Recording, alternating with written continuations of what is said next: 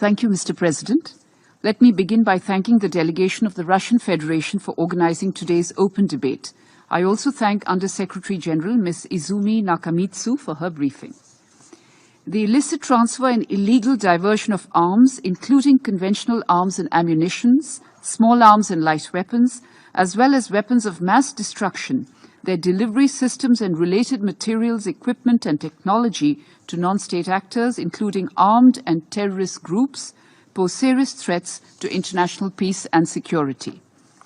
The unraveling of the global disarmament architecture and landmark arms control agreements raise deep concerns about the edifice built over several decades and the uncertainties that lie on the road ahead. The export of weapons and military equipment in violation of international law, exacerbating geopolitical tensions, cannot be ignored. All signatories, parties and members of international instruments, treaties and organizations on disarmament, arms control and non-proliferation of weapons of mass destruction, their delivery systems and related materials, equipment and technology must strive to fulfill their obligations in a transparent manner. Mr. President, the quantum of these threats multiplies when certain states with dubious proliferation credentials in view of their masked proliferation networks and deceptive procurement practices of sensitive goods and technologies collude with terrorists and other non-state actors. For example, the rise in volume and quantity of the small arms acquired by terrorist organizations remind us time and time again that they cannot exist without the sponsorship or support of states. In our context, we are facing a serious challenge of cross-border supply of illicit weapons using drones, which cannot be possible without active support from the authorities in control of those territories. The international community should condemn such behavior and hold such states accountable for their misdeeds. As far as we are concerned, Mr. President, India has accorded high importance to the work of the Security Council's 1540 Committee on Non-Proliferation.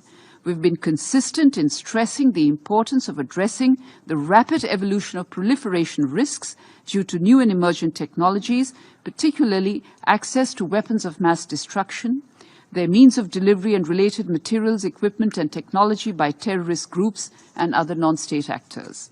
As a responsible member of the international community and as a significant importer and exporter of arms, India is a party to major international instruments such as the Chemical Weapons Convention, the Biological and Toxin Weapons Convention, the Convention on Certain Conventional Weapons, among others.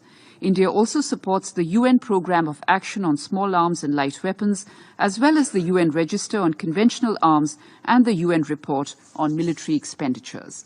Further, India is a member of 3 of the multilateral export control regimes on non-proliferation of weapons of mass destruction and its delivery systems, related materials, equipment and technologies, including the Wassenaar Arrangement, which deals with export controls for conventional arms and dual-use goods and technologies. India has strong and effective national export controls governing the transfer of conventional weapons, which conform to the highest international standards and remains committed to preventing the illegal transfer of conventional weapons. India has undertaken robust national efforts through appropriate legal and regulatory frameworks to address conventional ammunition management from the point of manufacture until its disposal or use. With our long-standing commitment to global non-proliferation, we have established a strong legal and regulatory system in India to implement the provisions of Resolution 1540 and our other international obligations.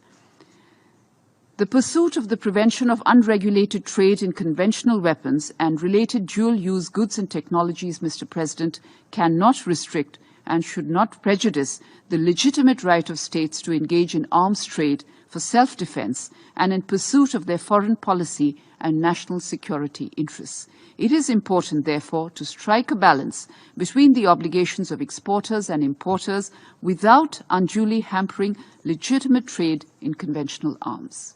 Thank you.